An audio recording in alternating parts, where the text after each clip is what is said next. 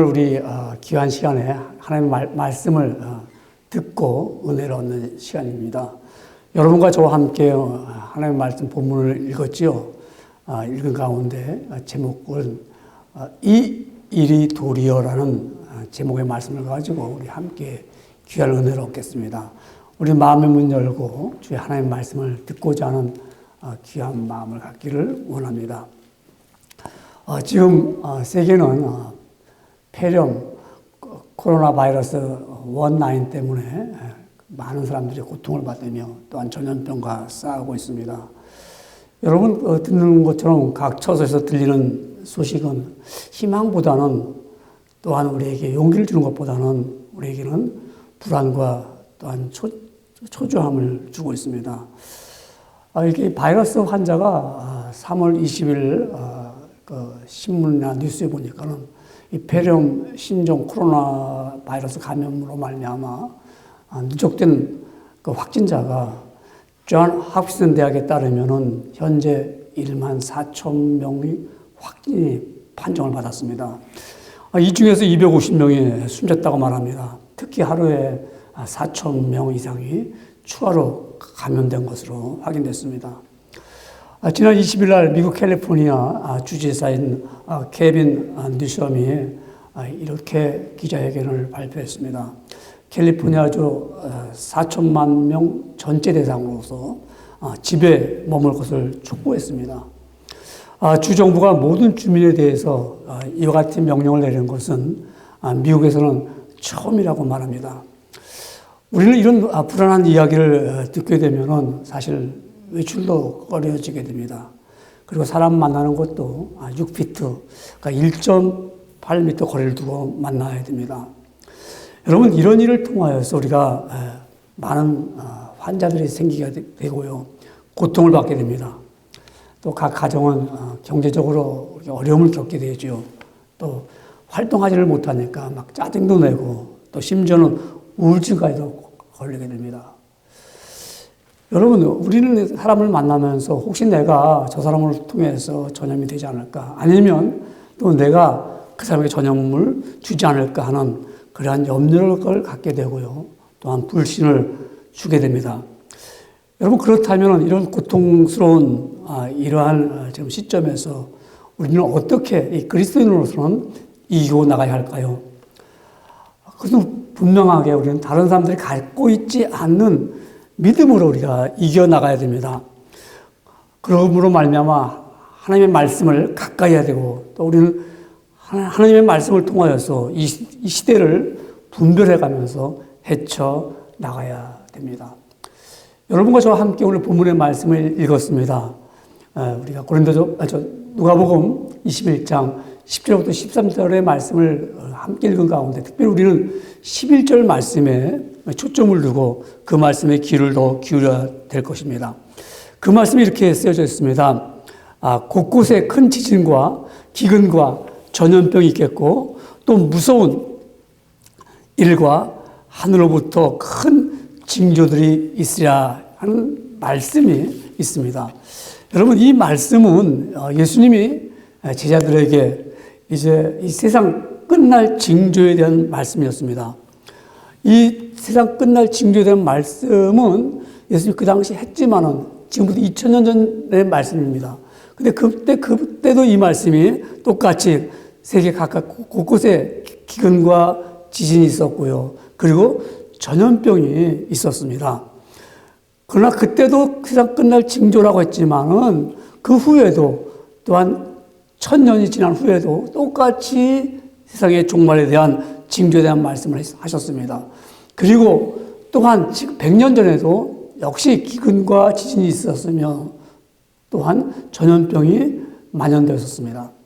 100년 전에도 그랬습니다. 이 의미 있는 말씀은 예수님이 오시기 전까지는 모든 이러한 징조가 있다는 것입니다. 여러분, 이런 징조가 있는 이때 특별히 우리에게 관심을 주는 이 말씀 가운데 우리는 곳곳에 큰 지진과 전염병이 있겠다. 여러분, 이 말씀은 세상 가운데 일어나는 재앙 가운데서 여러분, 지금 우리가 겪고 있는 이 전염병이 이 일이 도리어 우리에게는 어떤 결과를 가져올까요?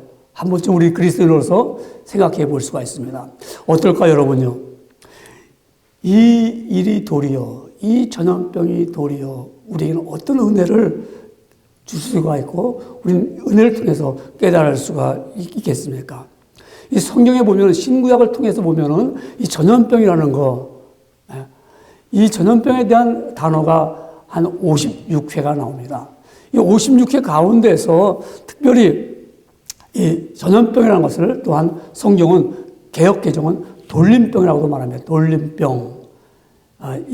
이 말씀이 성경에 한 2번 정도 나오고요. 물론 옛날 개역 성경에는 온역이라고 말합니다. 온역. 그리고 역병이라고도 말하고요. 또한 성경에 보면은 질병이라고도 말합니다. 여러분, 이와 같은 말씀 가운데 왜 이런 일이 일어났겠습니까? 여러분, 한번 우리 생각해 보기를 원합니다. 왜 이런 일이 일어났겠는가?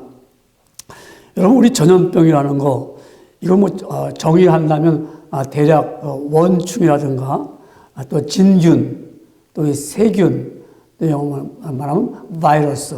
이 바이러스라는 이 균이 동물이나 또 사람에게 옮겨지면은 그 갖고 있는 사람 그 전염균이 아무 면역도 없는 사람에게 전염이 돼버리면 그 사람이 그 전염균으로 말미암아 그 사람은 그만 전염병에 걸리게 되는 것이죠.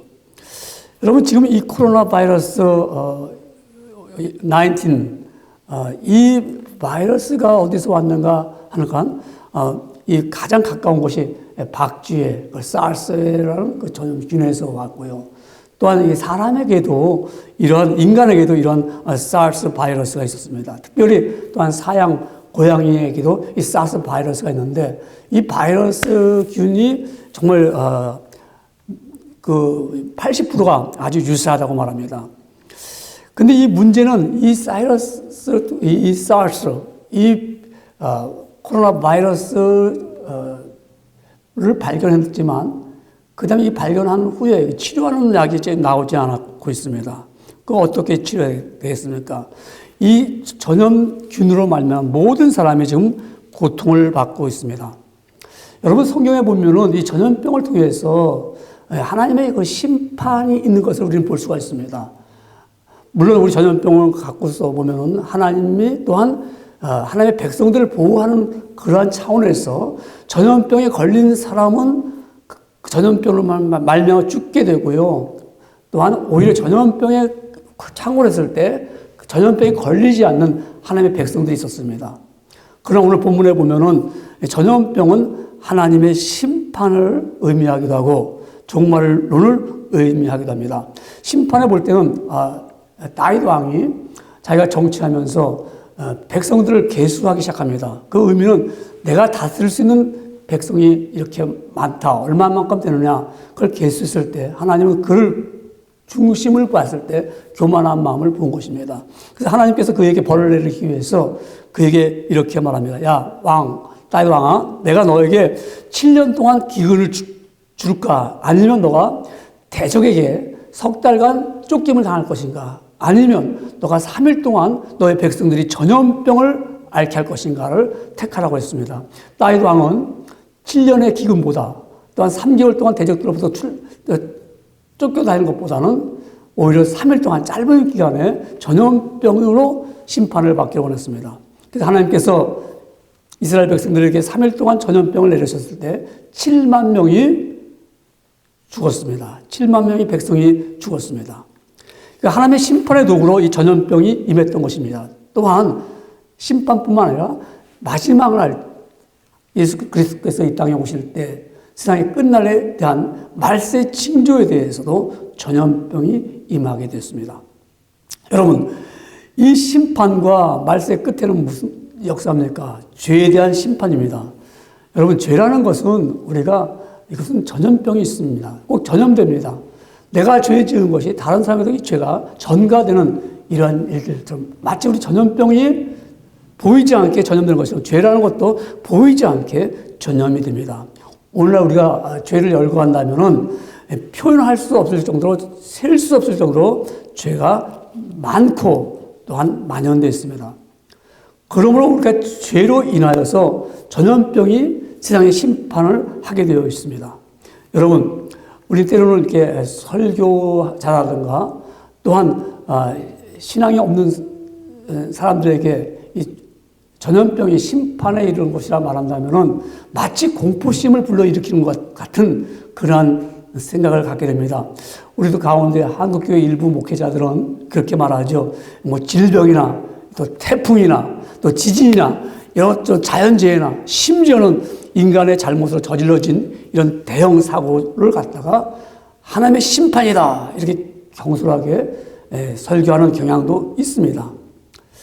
인간이 감당할 수 없는 사건으로서 때로는 자연재해이기 때문에 질병에 대한 인간은 자연스럽게 두려운 것이지 그게 하나님의 심판이라 이렇게 말한다든가 그렇게 또한 전하고 듣는 자로 하여금 공포심리와 두려움을 불러일으킬 수 있다라고 하기 때문에 일부 목회자들에게는 그건 아니다.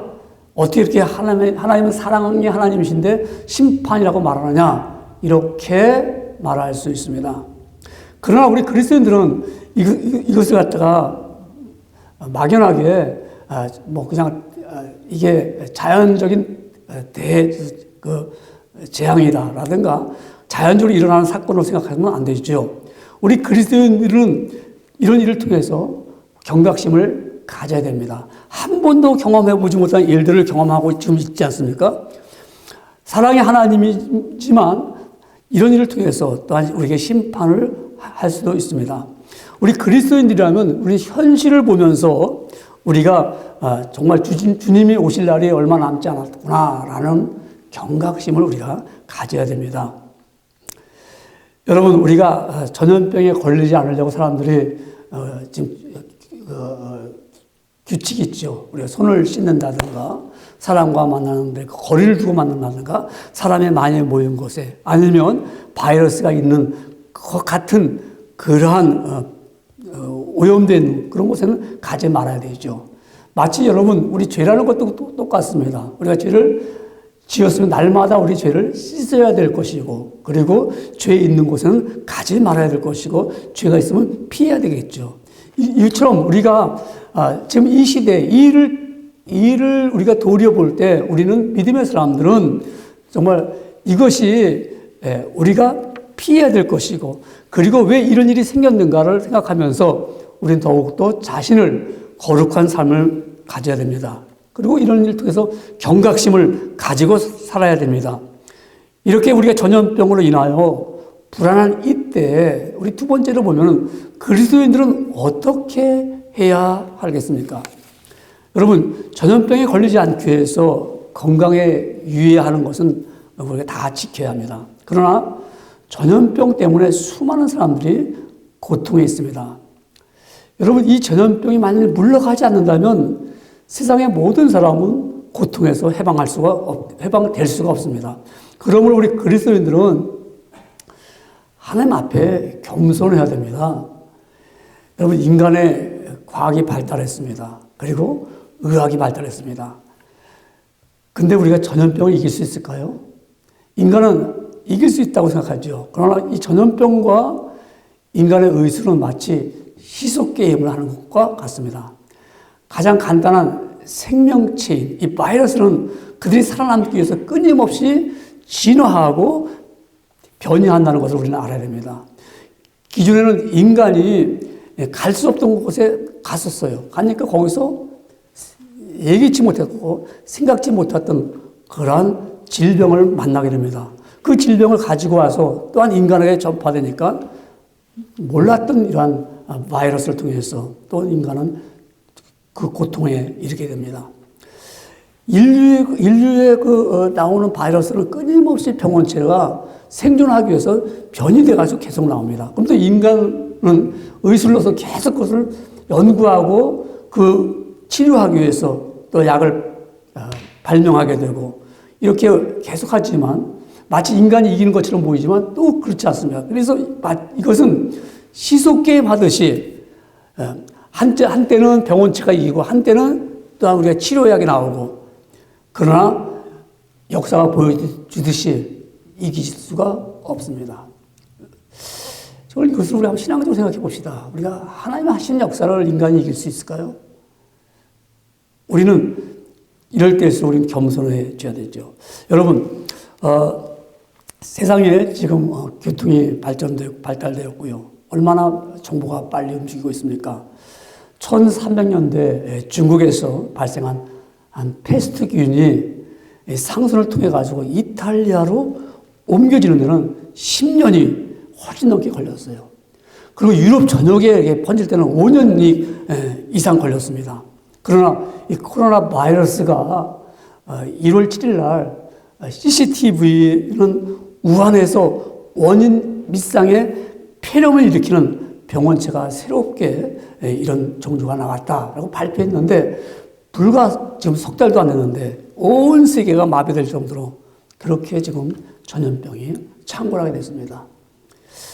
여러분, 이걸 보면 우리가 하나님 앞에 겸손해야 되겠죠. 여러분, 이 도리어 우리 그리스도인에게는 어떻게 해야 됩니까? 우리는 겸손한 마음을 가지고 내려와서 우리는 하나님 앞에 간구하며 이 코로나 바이러스가 물러가도록 기도하고 세상이 다시 회복되는 그런 역사가 있게 해달라고 하나님 앞에 구해야 될 시점이 있습니다. 여러분, 성경에 보면은 모압과 암몬이라는 그 족속들이, 그 나라들이 연합을 해가지고 이제 이스라엘을 치게 됩니다. 그때 유다 왕이 여호사밧 왕이 도저히 그들을 감당할 수 없습니다. 이길 수가 없습니다. 그래서 여호사밧 왕이 백성들에게 말합니다. 우리 성전 뜰 앞에 나와서 다 같이 기도하자. 하나님께 기도하자. 금식하자. 그래서 백성들이 나와서 솔로몬 성전 뜰 앞에 나와서 그들이 기도합니다. 물론 왕도 기도합니다. 그 기도할 때 역대하 20장 9절에 이렇게 말합니다. 만일 재앙이나 난리나 견책이나 전염병이나 기근이 우리에게 임하면 주의 이름이 이 성전에 있으니 우리가 이 성전 앞과 주 앞에 서서 이 환난 가운데서 주께 부르짖은 즉 들으시고 구원하리라 하였나이다 라고 했습니다.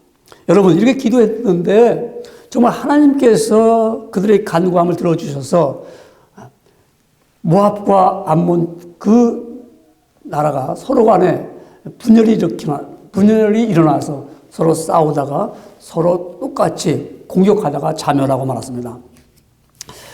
여러분, 환난을 면케하는 길은 하나님께 구하는 일뿐입니다. 구하되 먼저 우리가 어떻게 기도할까요? 마음을 찢어야 됩니다. 구약시대 때 기도한다는 그들은 형식적으로 옷을 찢고 마치 마음을 찢은 것처럼 기도했지만 성경은 요엘서 2장 13절에 이렇게 말씀합니다. 너희는 옷을 찢지 말고 마음을 찢고 너의 하나님 여호와께 돌아와서 그는 은혜로우시며 자비로우시며 노하기를 더디하시며 이래가 크시다 뜻을 돌이켜 재앙을 내리지 아니하시리라고 하였습니다. 회개 기도를 하며 간구하며 이렇게 아버지 앞에 구할 때 우리 그리스도인으로 할 일을 다함으로 말미암아 이 어려운 환난과 재앙에서 벗어날 수가 있습니다. 여러분, 그리스도인이 할 수 있는 일은 겸손하며 간구하고 회개하지만 또 더 나아가서 우리는 이웃에 대해서 경계할 것이 할 것이 아니라 베푸는 마음을 가져야 됩니다. 여러분, 우리가 지금 이런 시점에 오면 많은 사람들이 경계하게 됩니다. 서로 간에 거리를 두게 됩니다.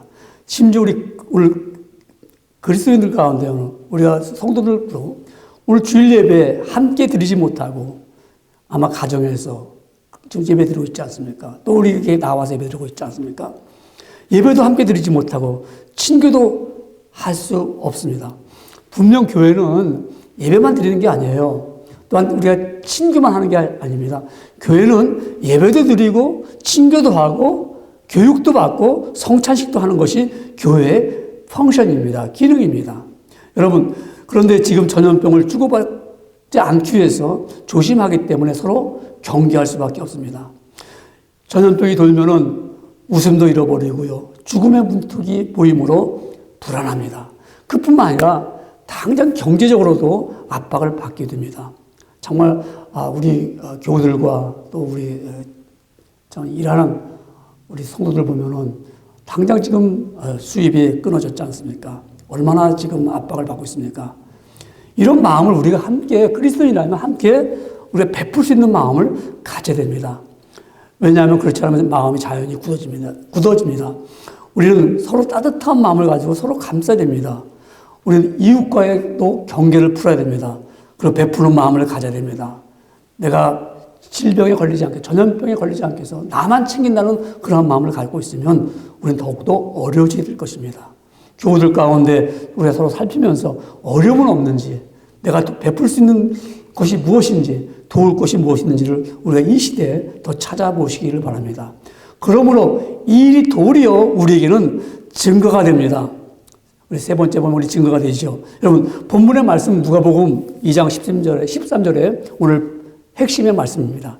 이 일이 도리어 너희에게 증거가 되리라. 너희에게, 우리에게 증거가 됩니다. 여러분, 분명히 확신합니다. 전염병은 물러갑니다. 시간이 지나면 삶이 다시 회복합니다. 대부분 사람들은 경험해보지 못한 것을 기억하게 될 것입니다. 아마 여러분들 살아가면서 우리 이 시간 있었던 일들을 아마 기억하게 될 것입니다. 여러분 이 일이 도리어 자신에게는 구원의 증거가 됩니다. 하나님의 백성이었기 때문에, 또한 우리가 하나님의 자녀이기 때문에 힘들고 어려운 가운데서도 변함없이 내가 주를 사랑하며 변함없이 주의 은혜를 입었다는 것을 확신하고 알기 때문에 오늘 이 시간에도 우리 동영상으로 예배도 드리고요. 그러면서 하나님을 영화롭게 하고 몸과 마음을 드린다는 것은 분명히 구원받은 증거입니다. 내가 예배를 드릴 수 있다는 것은 하나님의 자녀가 아니면 이 어려운 시간에, 어려운 시기에 누가 예배를 드리겠습니까? 여러분이기 때문에 그렇습니다. 우리 로마서 12장 1절에 보면은 그렇게 말씀하고 있습니다. 그러므로 형제들아, 내가 하나님의 모든 자비하심으로 너희를 구원하노니 너의 몸을 하나님이 기뻐하시는 산제사로 드리라. 이런 영적 예배니라고 말씀하셨습니다. 이 시기에 예배 드리는 사람은 구원받은 자로서 분명히 증거가 되는 것입니다. 그뿐이겠습니까? 여러분이 나가서 구원받은 사람으로서, 그리스도인으로서 모든 사람에게 증거가 되는 것입니다. 여러분, 그리스도인으로서 세상에 증거할 수 있는 일은 우리가 설명하지 않아도 됩니다. 내가 그리스도인입니다라고 설명하지 않고도 얼마든지 세상 사람들은 저 사람들 역시 그리스도인이라는 것을 증거를 보게 됩니다. 역사적으로 보면은 오래전부터 전염병이 돌아왔을 때는 그리스도인들은 죽음에 대한 두려움이 없었습니다. 로마 제국 당시에 지금부터 약 한 1800년 전 AD 251년부터 266년에 그 아프리카에서 그 전염병이 왔는데 키프리아누스라는 전염병이 들어왔습니다. 그때 로마에 있던 사람들이 절반, 한 50% 이상이 다 세상을 떠났습니다. 그 중에서 로마의 제국에 있던 사람, 부자라든가 또 권력 있는 사람들은 로마를 버리고 떠났습니다. 전염병이 없는 곳으로 떠났습니다. 그때 힘없고 또 그때 크리스찬들은 남아있을 수밖에 없습니다. 그 가운데 로마의 서민들은 죽어갔습니다. 또한 아파서 고통을 일었습니다. 그때 크리스찬들은 나가서 그들을 섬겼습니다. 그들을 도왔습니다. 그들의 품 안에서 로마의 사람들은 죽어갔습니다. 그때 함께 또한 그들에게 소망을 심어주며 천국에 대한 말씀을 증거하면서 교인들도 함께 세상을 떠났습니다. 이 일로 인해서 로마의 많은 사람들이 그리스도인의 증거를 보았습니다. 여러분, 어려운 일을 당할 때 이와 같이 그리스도인의 증거가 나타납니다. 또한 여러분, 이렇게 이 일을 도리어서 우리가 너희에게 증거가 된다는 사실은 우리 믿음의 사람들이, 하나님의 백성들이 정말 증거가 됩니다. 어떤 증거가 되죠? 우리가 환난을 만날 때 이 신자들은 더욱더 헌신하는 사람들이 되는 것입니다. 만약에 우리가 그리스도인인데 이런 어려운 일이 있다고 해서 헌신하는가, 몸과 마음을 드리는 시간이 없다면 정말 그리스도인이 될 수 있겠습니까? 오히려 이 일이 도리어 우리가 그리스도인을 통해서 하나님의 권능을 드러낼 수 있습니다. 하나님의 권능이 우리 안에 임하면 주 앞에도 헌신할 수가 있습니다. 그래서 이 신자는 이런 환난을 당할 때 삶의 형태가 달라지게 나타날 수가 있습니다. 우리는 더욱더 이 그리스도인으로서 주의 권능을 통해서 연합된 모습, 그리고 환난을 극복하는 모습을 여러 가지를 통해서 나타날 수가 있습니다. 또한 이러한 환난을 통해서 하나님의 표적과 기사가 일어나죠. 출애굽을 했던 이스라엘 백성들이 애굽에 있을 때 10가지 재앙 내리는 가운데 그 재앙 가운데서 이 전염병 온역이 나타납니다. 그때 이 애굽의 가축들과 애굽에 있는 가축들은 전부 전염병에 죽습니다. 근데 이스라엘 백성들의 가축들은 전염병에 걸리지 않았던 이런 놀라운 사건이 성경에 기록되어 있습니다. 여러분, 이런 어려운 재앙이 있을 때 우리 그리스도인들은 하나님의 능력이 나타나서 그것이 증거가 됩니다. 그래서 이와 같이 구별된 모습이 드러나기를 원합니다. 또한 하나님의 능력이 임하고 권능이 임했을 때 우리 그리스도인들은 하나님의 권능의 증거가 어떻게 나타날까요? 기쁘게 받아들입니다. 기쁘게 받아들입니다.